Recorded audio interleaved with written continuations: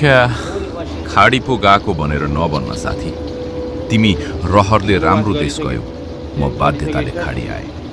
हाम्रो पासपोर्टको रङ उस्तै होला, तर यात्राको कारण उस्तै छैन।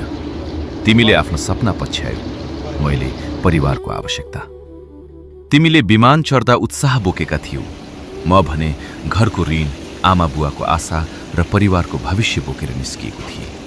मरुभूमिको यो तातो घाममा पसिना बगाउँदा कहिलेकाहीँ लाग्छ मानिसहरूले गन्तव्य हेरेर मूल्याङ्कन गर्छन्, तर यात्रा किन सुरु भयो भन्ने बुझ्ने प्रयास गर्दैनन्। खाडी मेरो रहर थिएन, परिस्थितिले रोजिदिएको बाटो थियो। म यहाँ पैसा कमाउन मात्र आएको होइन, घरका अधुरा सपना पूरा गर्न आएको हुँ।